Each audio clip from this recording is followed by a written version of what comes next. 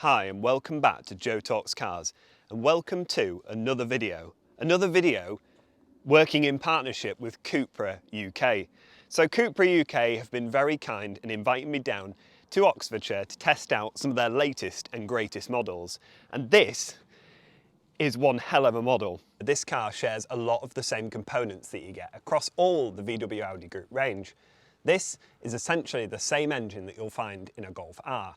So that's 310 PS, it's got a DSG gearbox and a four-wheel drive system.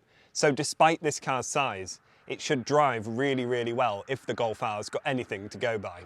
So let's have a chat about the design. Well, first of all, these mid-size SUVs are often not the best looking things, but I think this, especially in this matte blue colour, looks so good. With all its copper accents, which complement the blue beautifully, I think this makes a great alternative to something like a Tiguan or something like that that's a little bit more boring. And you can see some of the similarities between the Cupra range. They are starting to get their own identity.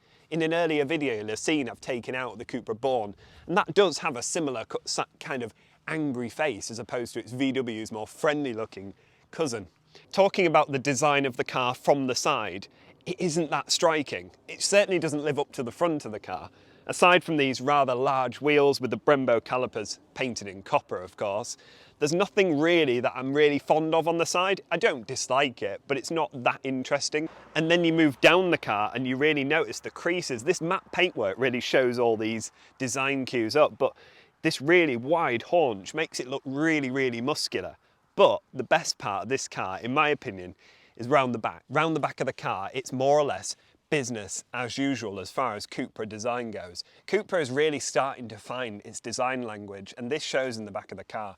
This huge light bar which runs straight down the back, and the sculpted angular boot lid, I think look absolutely stunning. It really makes the car look purposeful and meaty from the back. Right, the weather has started to get quite a lot worse now, so I thought I'd make a swift retreat inside and take a look at the wonderful interior. So without sounding like a cliche, it's a very, very nice place to sit. These seats are huge and really, really comfortable, really nice support. Something worth mentioning about this car as well is just on the interior front is just this copper styling, and that includes the stitching. It's got copper coloured stitching, copper around the wheel, flat bottom steering wheel with some anthracite on it, and it looks really, really nice. It feels really sporty. The view out is fantastic. You get a lovely commanding driving position of the bonnet. You can see the little bumps on the bonnet, which remind me a little bit of a BMW M3 where you get the power bumps. I really, really like that. Would this be a proper road test if I didn't jump in the back and show you what it was like in here? I know this is a departure from the normal videos on my channel, but being given the opportunity by Cupra to come out and test this car, I thought I'd bring you my true verdict on it. A proper road test, if you like. Upon jumping in, you sit really nice and low in the back. It feels almost lower than the front, which makes you feel very safe and very low down, and it's very enclosed cabin, which is really nice. These seats in the front, despite being quite wide sports seats, they're not that intrusive. There's plenty of space for headroom. I'm 6 foot tall. This car's got loads, and with that sloping roofline, you wouldn't think it. You would think it would kind of cut in like a Range Rover Evoque. It doesn't. It's huge back here.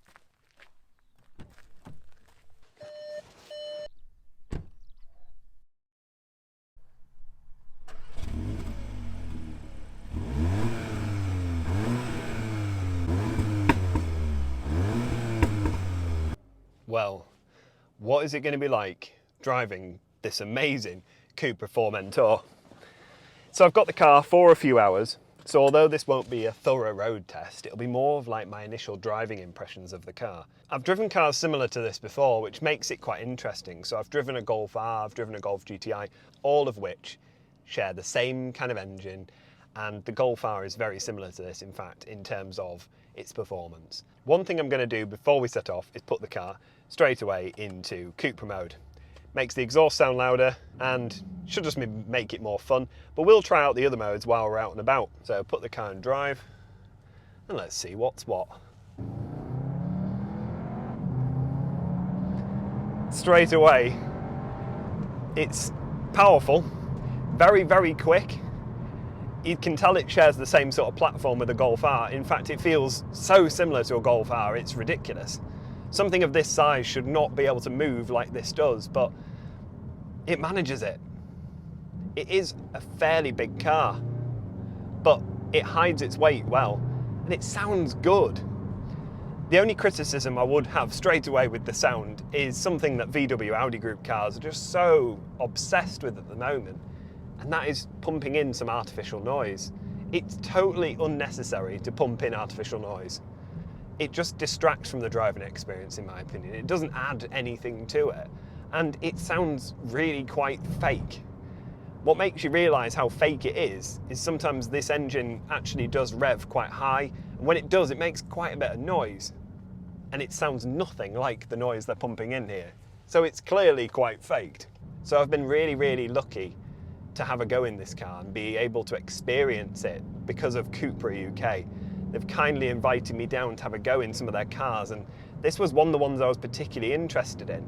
And it's mainly because Seat and Cupra have split. Cupra is now its own thing. And this is the first ground up Cupra that they make. Everything else is just a Cupra badged Seat of some description. This is only available as a Cupra. So it is a brand new car from them. And if this is what they're starting with, I'm really excited to see where they're going, because this is one hell of a car. I've done a video in the past where I drove an Audi SQ7, and I can hand on heart tell you this is a lot more exciting.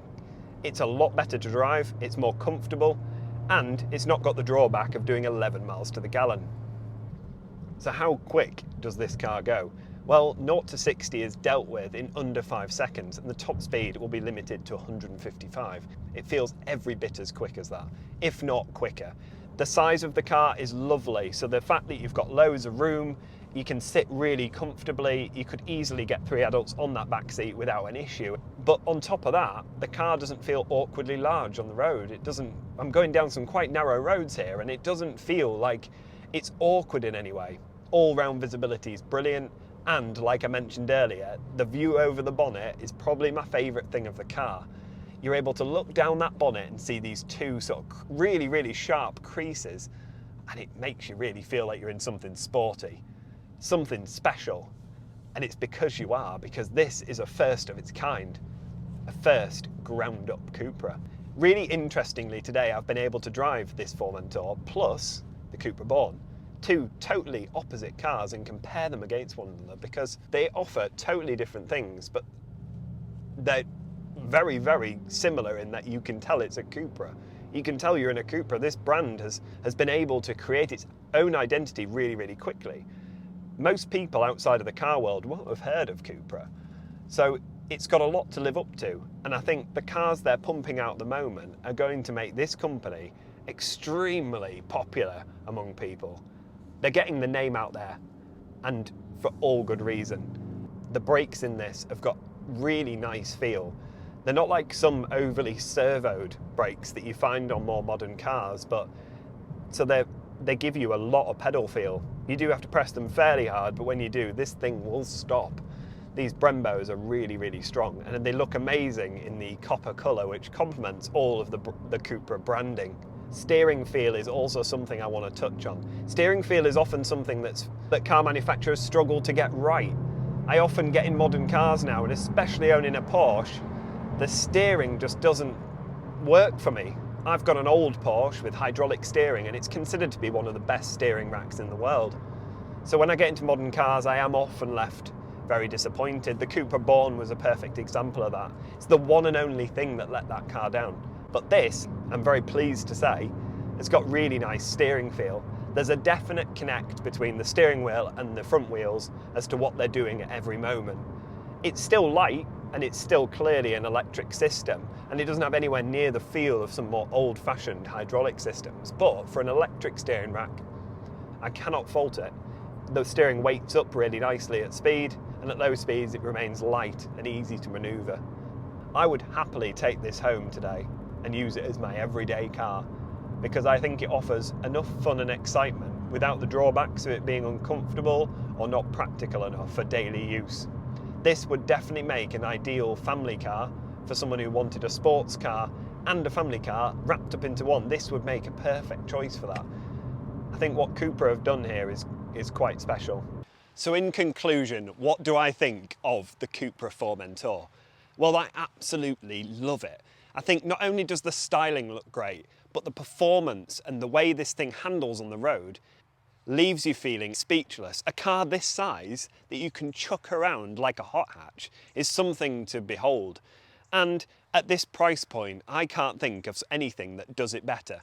It's a brand that's gone out on their own and created something quite special and something that isn't out there in the current marketplace. That, with a cool brand like Cupra, what else is there? I can just imagine going into work and saying, I've got a new car, it's a Cupra. And people are like, what's one of them? And that's good enough. Because when you're a petrol head, you don't want to blend in, you want to stand out. And I think what this blends is practical, but also interesting performance car all wrapped up into one. And I think they've done a cracking job. I would highly recommend it. And if you ever get the opportunity to drive one, please do, because you'll absolutely love it. It's a Golf R, but on steroids. Anyway, I hope you've enjoyed this video. I've loved making it. So if you have enjoyed it, make sure you give it a thumbs up and subscribe if you haven't already for plenty more videos like this one to come. Thank you very much for watching, and I'll see you next time. Bye.